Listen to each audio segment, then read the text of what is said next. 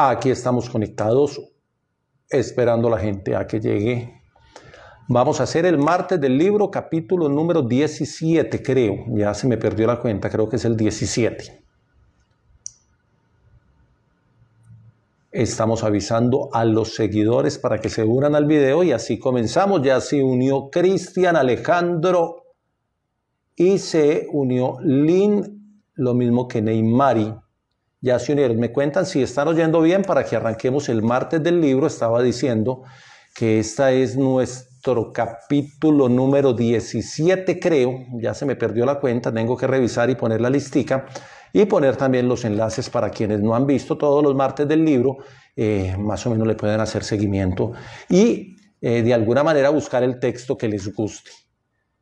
B. Prada, es Blanca Prada, está Carlos Moreno. Carlos Moreno dice que estamos bien, así que vamos a arrancar muy puntuales. Hay que privilegiar a los puntuales, a los que llegan a las 9 y pues los demás lo pueden ver en diferido porque siempre lo dejo montado en el feed. Mateo Salcedo, voy a esperar a que lleguemos aquí a 10 personas conectadas. Jerónimo Bedoya también está conectado. A Jerónimo lo vi esta semana, me lo encontré por aquí recorriendo la calle. Foronda también está conectado, Gustavo Salazar. A propósito, Foronda, que es de mountain bike, ayer estuvimos en un directo con los muchachos de mountain bike hablando de ciclomontañismo. Bueno, ¿quién más queda por ahí conectado? Y arrancamos. Aquí estoy en la sala de maquillaje todavía de Teleantioquia, aprovechando la iluminación. Tranquilo, Diego, pase que nadie se va a dar cuenta. Y dice Javier está por ahí, Javier Castillo, que es el de mountain bike, que ayer me tuvo. Javier, un abrazo, ayer hablamos chévere. Bueno, aquí me preguntan por fútbol, eso lo resolvemos el lunes. El lunes miramos a ver qué pasa. Yo como que no quiero hablar de fútbol porque no sé hasta dónde los resultados del fútbol estén tan influenciados por cosas externas, y ese es un tema del que prefiero no meterme en esas honduras, pero de eso podemos hablar después. Hoy es martes del libro y vamos a arrancar. Este espacio es para hablar de libros y hay que aprovecharlo porque son de 15 a 20 minutos. La semana pasada hablamos de un libro de Andrés Candela y tuve la posibilidad luego de intercambiar mensajes con Andrés. Andrés siempre ve los martes del libro, como él está en París, pues obviamente a esta hora ya no está despierto, está haciendo su sueño, pero vio el directo que hicimos, lo vio en diferido y hablamos mucho rato de su libro o de sus libros, porque tiene otros que seguramente van a tener su espacio en martes del libro. Hoy voy a hablar y voy a comenzar con una historia. Yo estudié comunicación en la Universidad de Antioquia en una época en que uno podía coger algunas materias por la flexibilidad curricular, así la llaman hoy. Uno podía coger materias de otros programas académicos y tenía un cierto número de créditos que eran flexibles para hacer eso. Yo cogí todos mis créditos flexibles en el programa de literatura. Por eso vi la literatura universal, que es la que veíamos en el programa, pero vi la literatura rusa, la literatura colombiana y vi literatura norteamericana. Y tuve un profesor en una de esas literaturas, Iván Hernández, que fue una eminencia en la Universidad de Antioquia, y de él se me quedó una frase porque Iván siempre nos decía, hay literaturas a las que uno infortunadamente llega tarde, haciendo referencia a la literatura de ciertos países. Y hoy voy a hablar de literatura japonesa. ¿Por qué? Porque de alguna manera creo que los latinos y los occidentales llegamos muy tarde a la literatura japonesa y nos ha costado un poquito. Ahora pues está de moda Murakami con muchos de sus libros, Tokyo Blues, tal vez lo han leído muchos. Y hoy en día pues hablar de Murakami es hablar del gran escritor japonés de estos últimos años. Además ya han conseguido el premio Nobel. Kawakami también hay un libro que se llama Pechos y huevos, creo que es el nombre del libro, también lo estuve mirando, pero quien lee hoy literatura japonesa moderna, pues no tiene el contexto de lo que ha sido la literatura japonesa hasta hoy, que de alguna manera conserva ciertas líneas y ciertos rasgos. Entre otras cosas, Murakami dice en Tokyo Blues, en alguna parte del libro dice que él se aburría mucho leyendo literatura japonesa y que la empezó a leer con cierto interés después de los 30, o sea que Murakami, que es japonés, también llegó tarde a la literatura japonesa. Esa es como mi gran conclusión. Hay unos autores clásicos, Soseki, Osamu, Ichiro, que son por allá decimonónicos, 19, 20, siglo XIX, siglo XX, pero que tienen unos relatos muy enfocados a las historias de grandes guerreros, porque la literatura japonesa históricamente se ha ocupado de los grandes guerreros, de los grandes samuráis, de cierta relación ahí entre el budismo y otras actividades, y algunos escritores ya del siglo XX pues hablaron de los terremotos y de la guerra o de las guerras mundiales, que es donde Japón tuvo un protagonismo y algunos hechos que hacen parte de la historia. Entonces también hay mucho relato de esto. No voy a hablar de ninguno de ellos, pero sí voy a mencionar un artículo de Donald King, que es un investigador en literatura, que resume la literatura japonesa en 4 aspectos fundamentales, y ya paso a hablar del libro. Él dice que en la literatura japonesa no se da aquello del arte por el arte, sino que se da aquello del arte por la vida. Es decir, que los escritores japoneses de alguna manera escriben tratando de aportarle algo a la vida, al desarrollo del ser humano, y por eso tantos diarios, tantos libros de cartas, tantos libros de correspondencia, tantos relatos autobiográficos donde es muy rica la literatura japonesa. Lo segundo es que dice que la literatura japonesa tiene una continuidad, que porque coexisten los géneros y las formas y los estilos del pasado en el presente. Los japoneses citan mucho y utilizan mucho en sus relatos y en sus novelas las referencias a algunos poemas y algunos poemas clásicos japoneses. Eso aparece incluso en los autores modernos. También dicen que los japoneses, lo dice este señor King, que los japoneses tienen capacidad de asimilación en todo y también en la literatura. Por eso ellos de alguna manera han japonizado, es el término que utiliza King, dice que los japoneses han japonizado muchas de las cosas que encuentran en el mundo y entre ellas la literatura. Entonces ellos han ido por el mundo, han vivido en Inglaterra, en Estados Unidos, en América Latina, y muchas de las cosas que han visto en estos países las han japonizado y las han llevado a sus textos.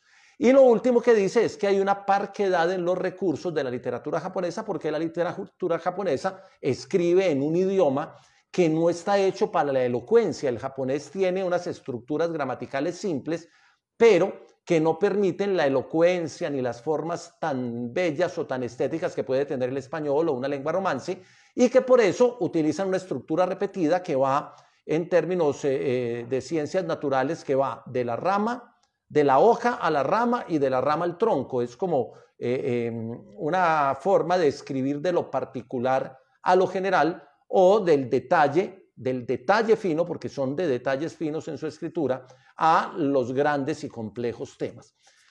Todo esto lo digo para entrarle al tema de hoy.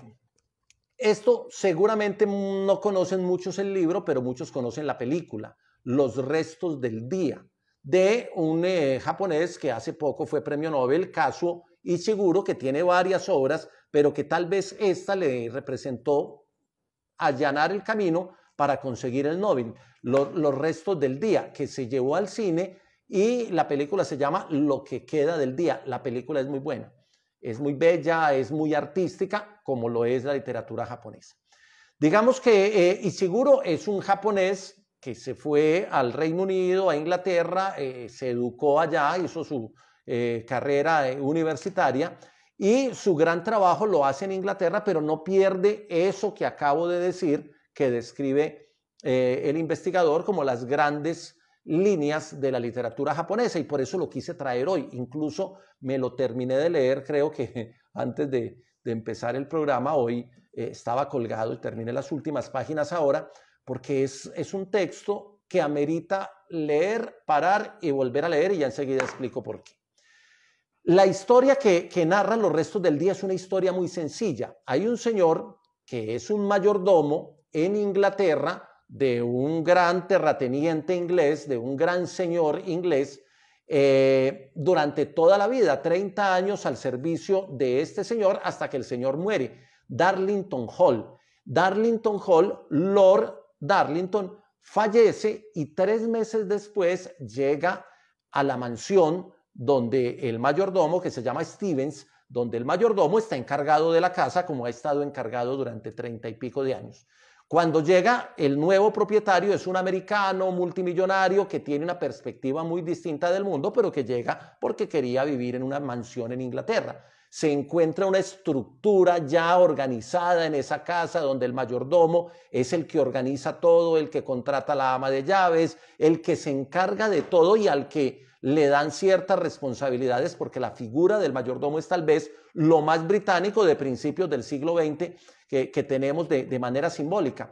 Y entonces este mayordomo, cuando llega el nuevo patrón, pues el nuevo patrón llega con nuevas ideas y le dice, vea, tómese unos días de descanso, váyase de vacaciones, tenga las llaves del carro, que era el carro de Lord Darlington, que usted lo manejaba para el señor Darlington, y como ya el señor no está y el amo soy yo me voy a ir para Estados Unidos y váyase usted de viaje, dele la vuelta a Inglaterra. Resulta que Stevens, en todos esos años que estaba trabajando para Darlington, nunca había sacado unas vacaciones, unos días de descanso, y entonces se ve sorprendido por la oferta del nuevo patrón y arranca en el carro a hacer un recorrido del centro de Inglaterra, donde está la casa Darlington, hasta la playa, donde vive una señora que fue la ama de llaves de la casa Darlington durante mucho tiempo, pero que luego se había ido y que mantenía una correspondencia con Stevens, que era el mayordomo. Esa es básicamente la historia, y la historia empieza con los 6 días del viaje en el carro que hace. Incluso si ustedes ven el índice del libro, tiene el prólogo en julio de 1956, porque la historia es en la posguerra, y ese es un dato importantísimo, y el primer capítulo en el prólogo se llama Darlington Hall, y es prácticamente una descripción al detalle hermosa de lo que es la mansión Darlington. Primer día por la noche, Salisbury. Entonces empieza el recorrido. Él toma el carro y empieza a hacer el recorrido, muy elegante, con su vestido de mayordomo, en un carro antiguo, y empieza a hacer el recorrido y le pasan todo tipo de cosas. Se le va el carro, queda varado a medianoche, tiene que llegar a una casa, a un hostal, a pedir que lo dejen dormir ahí porque el carro está varado. Al otro día tiene que conseguir mecánico, y tiene todas las peripecias de una persona que nunca se ha ido de vacaciones en un carro por Inglaterra. El segundo día por la mañana en Salisbury, el segundo día por la tarde, Mortimer's Pond, Dorset, luego el tercer día por la mañana en Taunton, Somerset, el tercer día por la tarde en Moscombe, cerca de Tavistock, Devon, el cuarto día por la tarde en Little Campton y el sexto día por la tarde en Weymouth, que es la ciudad costera donde está viviendo la ama de llaves, a donde él finalmente llega en su viaje. Se toma 6 días de vacaciones, una semana, va y encuentra a la señora, habla con ella y se regresa nuevamente para su casa. Esa sería la historia lineal, que aparentemente no tiene mayor atractivo. Ahora, las peripecias del viaje y la descripción de los paisajes donde este señor Stevens, que es un señor maduro, ya veterano, entrado en edad, empieza a sorprenderse con los paisajes, con las flores, con los sembrados, con muchos detalles que va encontrando en el recorrido, y hace una descripción maravillosa que yo creo que en términos de descripción pueden ser de las mejores descripciones que me he leído y de las que hemos hablado en estos capítulos del martes del libro. Entonces les recomiendo, sobre todo a aquellos que estén interesados en el tema de los detalles. ¿Por qué? Porque como tiene tantos detalles y tantas descripciones, a muchas personas les parece una lectura lenta y una novela en la que van pasando muy pocas cosas para todo lo que él de alguna manera va fotografiando con sus ojos y va contando. Está escrito a manera de diario, conserva las formas, ¿se acuerdan? Las 4 características de la literatura japonesa, conserva esas formas, en este caso el diario, que es una escritura personal, en la que el autor, que es el mayordomo, va contando su vivencia y sus experiencias en el recorrido. Cruza toda Inglaterra, llega a Weymouth y se encuentra con la señorita Penton. La señorita Penton es la señora Benn. La señorita Penton es la mujer que trabajó con él en la casa Darlington durante algunos años y de la que él, de alguna manera, y no lo dice literalmente, pero uno lo intuye, él en algún momento se enamoró de la señorita Kenton, pero la señorita Kenton viajó, se fue, renunció a trabajar en la casa Darlington para ir a buscar su futuro y finalmente se casa con el señor Benn, y ha hecho su vida, tiene su hija y ya tiene una vida construida en esa ciudad costera.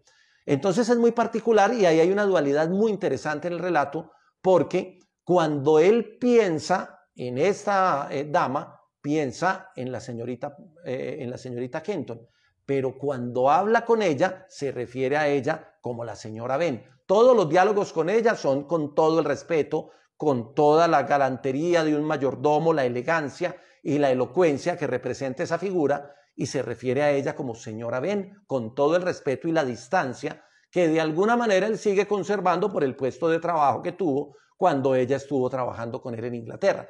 Pero ahí hay una historia de amor que no logra resolverse porque ella ha mantenido una correspondencia con él, le manda unas cartas, le cuenta sus problemas, algunas dudas que tuvo en su vida marital, 3 separaciones con el esposo para volver a estar con él, pero finalmente ella, en medio de las últimas 2 páginas, le dice a él: no, yo estoy feliz, estoy felizmente casada y le he hallado la felicidad a mi matrimonio después de muchos años. Y eso suena a una sentencia, a una barrera y a una distancia que la señora Ben le marca a él en ese momento en que él de alguna manera estaba abriendo su corazón para confesarle algunas cosas que finalmente no se las confiesa porque él tiene que emprender el regreso a casa. Entonces, la historia de ese amor imposible es maravilloso, sobre todo por la relación y la forma del trato.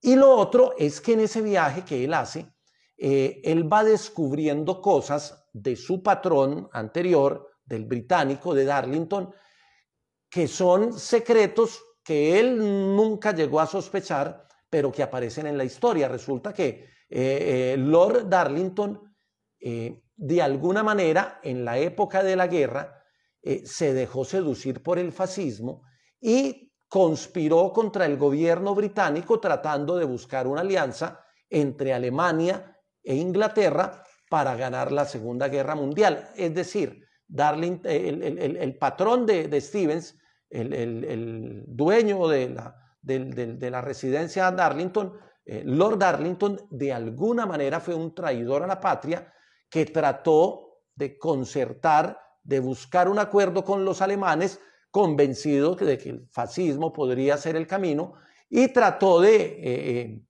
lograr que Inglaterra se juntara con Alemania en ese tema de la Segunda Guerra Mundial, cosa que para él como mayordomo pues es un descubrimiento, un gran descubrimiento, pero en ningún momento él logra cuestionar en el libro, no cuestiona, no pone en tela de juicio el comportamiento de su patrón. De alguna manera, el gran logro de Ishiguro en el libro es conservar la figura del mayordomo, que es una persona totalmente fría, totalmente inexpresiva, que no expresa sus sentimientos, que vive por y para su trabajo como mayordomo, que sacrifica su vida al servicio de un señor y que en ningún momento lo traiciona, ni siquiera cuando conoce que su jefe anterior o que su amo había traicionado a la patria, y ya fallecido, pues cualquier persona podría entrar a juzgar ese comportamiento de Lord Darlington, pero él no lo hace y conserva de alguna manera esa frialdad del mayordomo. O sea que es la fidelidad, es la dignidad ante todo de la figura que representó. Y cuando termina el diálogo con la señora Ben, pues emprende el regreso para volver a la casa Darlington y empezar a servir al nuevo patrón, que es el norteamericano, y que ya no va a ser igual porque la mentalidad es distinta.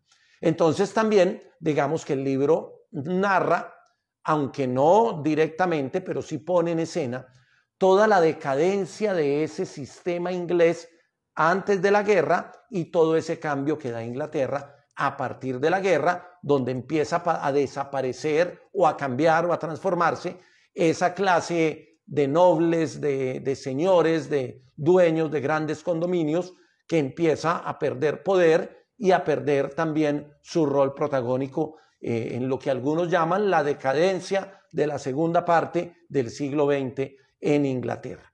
Entonces, ahí hay varios temas y voy a ir cerrando porque ya llevamos los 17 minutos, se puede entender lo del mayordomo, la vida del mayordomo, el servicio de toda la vida puesto en beneficio de una persona. Se puede entender el mundo de la posguerra, lo que pasó en Inglaterra después de que Alemania pierde la guerra, que Inglaterra se ve involucrada en ese tema de los aliados y todo como cambió el mundo en la posguerra. Y está esa dualidad entre la señora Ben y Miss Keaton, que finalmente es la misma persona, pero en la relación con ella hay un distanciamiento, pero en la imaginación de ella, o de él hacia ella mejor, hay un amor imposible y al que ella misma le pone barrera cuando él va a visitarla y a tratar de solucionar un sentimiento que estaba escrito en las cartas. Terminando el libro se me ocurrió una que no sé si la hayan hecho, pero la quiero plantear aquí porque como lo terminé ahorita, me quedó también la idea de que Ishiguro es un japonés que escribe en el Reino Unido, ya conté la historia de él, y de alguna manera uno podría leer la novela desde la posición del pueblo japonés frente al emperador Hirohito en la Segunda Guerra Mundial, porque recordemos que al emperador nadie lo cuestionó y el emperador fue el que tomó la decisión de ir a la guerra y es por las decisiones del emperador que le ponen una bomba atómica a Japón. Y aún así el pueblo japonés guardó un silencio de sumisión, no sé cómo llamarlo, pero sí creo que la palabra es el silencio de sumisión del pueblo japonés ante su emperador, que finalmente se equivocó, creo yo, y es un juicio ahí un poquito rápido, pero quiero fundamentar esa idea porque creo que también se puede leer se puede hacer esa lectura de la posición de ese Japón sumiso ante el emperador en medio de unas decisiones que no fueron las más acertadas y que llevó a Japón a un momento de destrucción que luego le sirvió de apalancamiento para construirse en una gran potencia, pero esa lectura habría que hacerla con más calma y no con la carrera de las 7 de la noche cuando termine el libro, pero me quedó esa sensación. Entonces se lo recomiendo los restos del día. No es una novela rápida, no es de acciones, de situaciones rápidas, es de detalle, recuerden, la rama, la hoja, la rama y el tronco. Y arranca con esos detalles de la geografía británica, pero se va metiendo en la historia y finalmente en las últimas 2-3 páginas uno cree que se va a desatar la historia de amor, que todo se va a descubrir y finalmente aparece la señora poniendo una barrera diciéndole que ella, aunque se haya separado 3 veces del esposo, hoy en día es feliz, está felizmente casada y no quiere ningún tipo de relación al margen de lo que tiene. Entonces uno queda como el final, uno esperaba más, pero yo creo que cumple con el tema de la narración, de la expectativa y demás. Los restos del día de Kazuo Ishiguro, premio Nobel, premio Man Booker, uno de los premios más importantes en Inglaterra. Hay una frase por aquí que aplica para la guerra, que la traje ahí, solo traje una hoy, subrayada. Es indecoroso seguir odiando al enemigo cuando ha finalizado el conflicto. Es indecoroso seguir odiando al enemigo cuando ha finalizado el conflicto, que es una reflexión que hace Stevens en medio de su viaje hablando de la guerra que ha terminado. Y por aquí al final pues están las frases del diálogo que sostiene con la señora Ben, pero se los voy a dejar porque ese diálogo al final es espectacular. Ese último capítulo sí tiene la acción que uno espera, pero no el final que uno estaba esperando. A todos los que se conectaron, gracias. A Edward, a Platón Trovador, a Ramiro Rosso, a Esper Marín, a Juan Pablo 91, a Roberto Chávez, a Pucca Durán, a H. de Builes, Santana DF, Luisa Osorio AB, Juanca 77, 68, Luis Pala R, Lord Darlington, ahí está Javier mencionando a Lord Darlington, Diego Arango, ahí está Diego Arango, el profe de mercadeo de la especialización en gerencia del deporte de la Universidad Autónoma, ahí estaremos en módulo de deporte y medios desde el 23 de junio creo que arrancamos el módulo, a Noberto Garay, a Ale José, Armando Castañeda, José Carlos, a ¿quién más? a Anita Ramírez, a César Arenas, a Julicano, a Janet Zuluaga, a Santiago Medrano, a Andrés, a Sebas TH, a Camilo y a todos, a Mario Ramírez, a todos los que se conectaron, muchas gracias. Los martes del libro son un encuentro para hablar de libros. Esto no tiene una pretensión ni académica, ni analítica, ni tiene una estructura. Arrancamos por una anécdota a veces, otras veces nos vamos por el autor, otras veces seguimos con la historia, algunas veces nos metemos en una temática, pero siempre tratamos de recomendar en los 17 capítulos que llevamos un libro de los que yo trato de leer o de releer para tenerlo claro el día que hablamos, y si alguno se motiva a leer uno de los libros que yo recomiendo, pues ese es el objetivo. Sería maravilloso, además lo pueden contar o me pueden contar.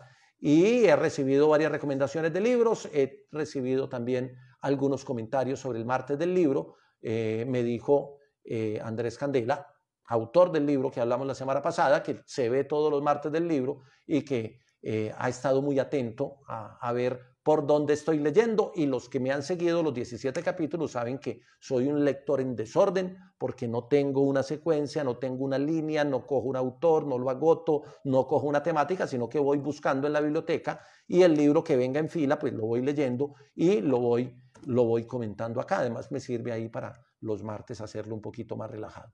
Nos vemos el otro martes. En martes del libro ya será el capítulo 18. Vamos a ver hasta cuándo aguantamos. Cuando ya me alcancen los libros o ya no tenga tiempo de leerlos, entonces pararemos. Pero por ahora seguimos en lo que llamaremos la primera temporada del martes del libro. Chao a todos.